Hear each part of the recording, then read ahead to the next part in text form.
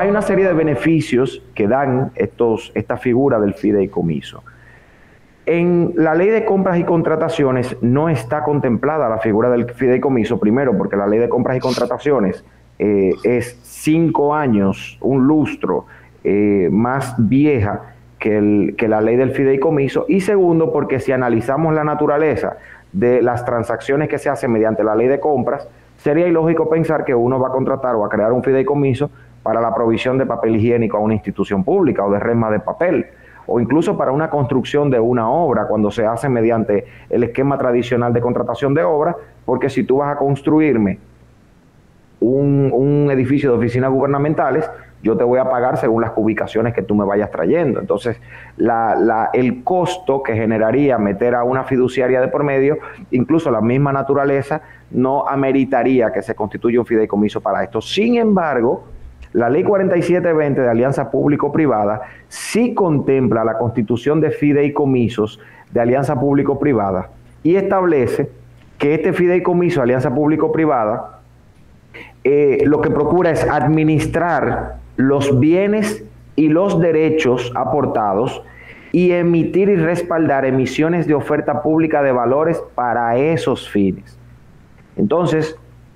esto viene al traste aquí en la ley de alianza público-privada, primero porque los proyectos hechos bajo el esquema de alianza público-privada son proyectos que están siendo financiados o por el Estado y un agente privado o solamente por el agente privado. Y hay un servicio público esencial que viene relacionado a esa obra, sea una carretera, sea un hospital, sea un aeropuerto, un puerto, lo que fuera. Hay un servicio público que viene relacionado a esa obra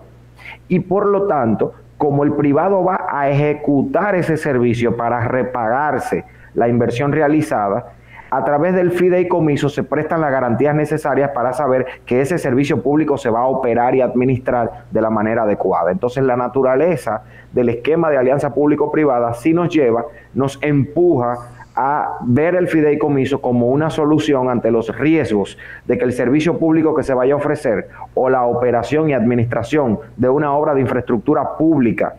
se lleve a cabo correctamente, pues esto a través de una fiduciaria lo podemos garantizar, amén de que los ingresos, como ocurre con la autopista del Coral, con el fideicomiso RD Vial, pues cuando esos ingresos llegan, pues tienen un destino, tienen una proporción, tienen una forma de cubrirse gastos y se garantiza que el gasto va a ser cubierto de la manera adecuada, que los gastos operativos van a tener el resguardo económico para que los militares, los patrulleros de la carretera estén ahí, el pavimento esté bien puesto, las luces, si se queman 3 bombillos lo puedan cambiar, en fin, para el mantenimiento de la carretera, que al final uno no lo ve, pero está ofreciendo un servicio público, que es el de movilidad, que uno pueda transitar de una provincia a otra.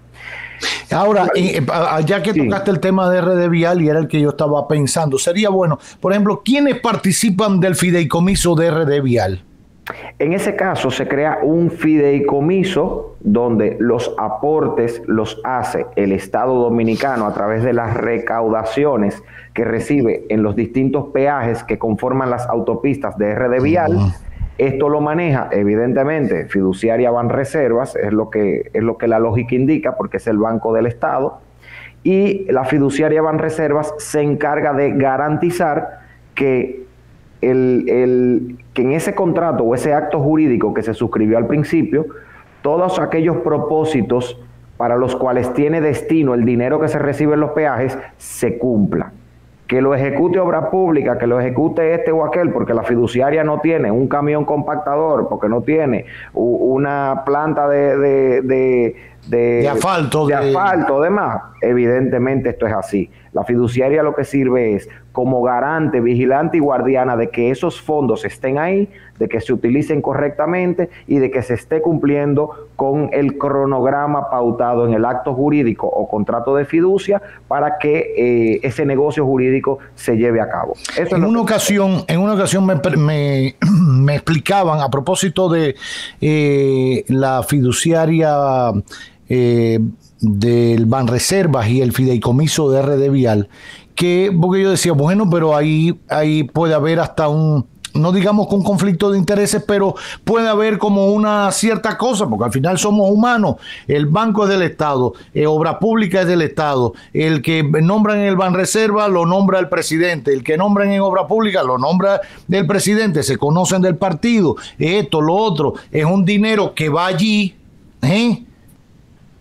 va a esa fiduciaria, no pasa por o sea, no entra a la tesorería, no entra al esto, no hay que después licitar para poder utilizarlo. Sin embargo, para usted poder después utilizar ese dinero que va entrando a esa fiducia por concepto del aporte que hace Obras Públicas de la recaudación de los peajes, que es el aporte mayor en el caso de ese fideicomiso, es un comité donde, por ejemplo, Obra Pública tiene un solo voto. No es que se ponen de acuerdo, él llama al administrador del Banco de Reserva, oye, deposítame ahí una cosa, tengo que comprar unos camiones para tirar un asfalto ahí en la 27, para nada. Que va el presidente para allá. No, eso hay un contrato y se hace en función de la planificación de los ingresos y todo, que cómo se va a utilizar, cómo se lleva a esa mesa donde participan otros entes y se aprueba por una votación. No es porque Danilo llamó o Abinader llamó, para que estemos claros cómo se maneja. Y esta, que es una fórmula un poquito mucho más fácil, ¿no? En el sentido de que es un fideicomiso. Ahora creo que acaban de aprobar, emitir como otra cantidad de bonos, si mal no recuerdo, lo leí hoy, como 50,000 millones o algo de esos que se aportarían para el fideicomiso de RD Vial. Ahora, por ejemplo, antes de pasar... Perdón, sí. Roberto, ahí hay un aspecto interesantísimo a tratar. Sí. A diferencia de que Roberto Cavada cree un fideicomiso en manos de la fiduciaria Guillén y diga, bueno, yo voy a aportar 5,000 pesos mensuales de aquí a 10 años, a 15 años, y eso va a ser para la educación de mi hijo, o para yo cambiar el vehículo, o para lo que usted decida hacer, no importa.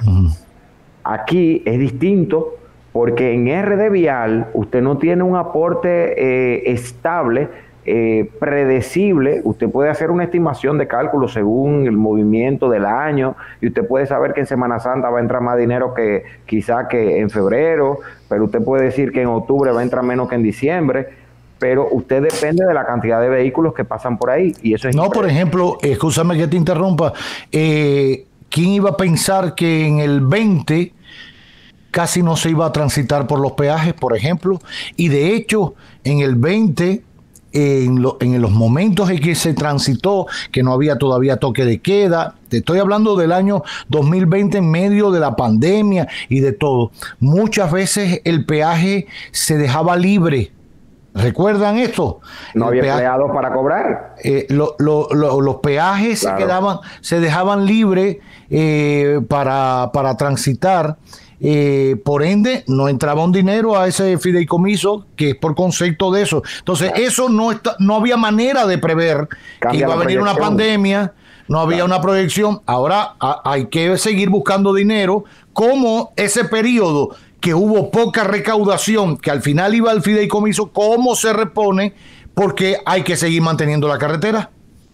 Y ese es el trabajo de la fiduciaria en ese sentido, poder administrar correctamente los derechos, los bienes aportados, el dinero aportado, para poder seguir dando respuesta a todo lo previsto en ese acto constitutivo, en ese acto jurídico llamado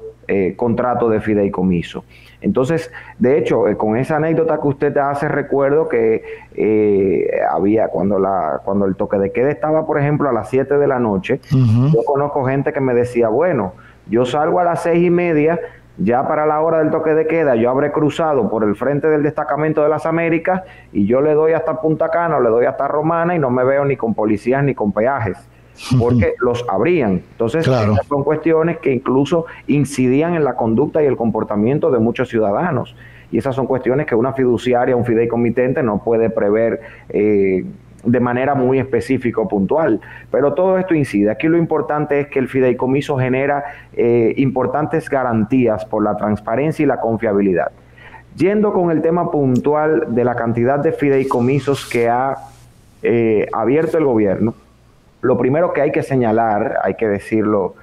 con total honestidad y claridad, es que la ley 189-11 no distingue entre personas de derecho público y personas de derecho privado, en el sentido de que el Estado, en cabeza de cualquiera de sus administraciones públicas, puede perfectamente constituir fideicomisos para lo que entienda. Para lo que entienda. Evidentemente, hay un núcleo esencial de servicios, de tareas que el gobierno no debe y no puede externalizar, tercerizar, y que sería muy cuestionable que ponga los fondos, los derechos o los bienes destinados a ese propósito en manos de una fiduciaria, que en definitiva son bancos, porque los bancos son los principales dueños de la fiduciaria, salvo algunas. Entonces, estamos poniendo, en el caso, por ejemplo, de la policía, que me gustaría sinceramente profundizar en ese tema más adelante, estamos poniendo en manos de una fiduciaria, con la creación de un fideicomiso, los recursos que van a ser destinados a la transformación de la Policía Nacional. Entonces yo me pregunto, si lo que se está buscando es ejecutar un cronograma, ejecutar una serie de tareas, garantizar el cumplimiento de los propósitos, de los objetivos del proceso de transformación de la Policía Nacional, ¿por qué el ministro de Interior y Policía y el director general de la Policía Nacional no están encargados de manejar esos fondos y esos recursos? Claro. ¿Cuál es el propósito de extraer de las instituciones competentes encargadas de garantizar la transformación de ese cuerpo policial, de esos cuerpos policiales, porque son varios? ¿Cuál es el propósito de sacar de la órbita de esas instituciones los recursos destinados a transformar a esas instituciones? Y eso me recuerda cuando se conformó la primera comisión, o la comisión que conformó este gobierno para la transformación de la Policía Nacional, que no incluía ningún policía, no incluía ningún fiscal, no incluía ningún juez. Entonces yo decía, los operadores del sistema de justicia y los propios policías que están llamados a ser reformados están excluidos del proceso. Y eso quizás ni está bien ni está mal, eso el gobierno tendrá sus razones para hacerlo de esa manera. Pero ahora entonces me encuentro extraño que con un plan,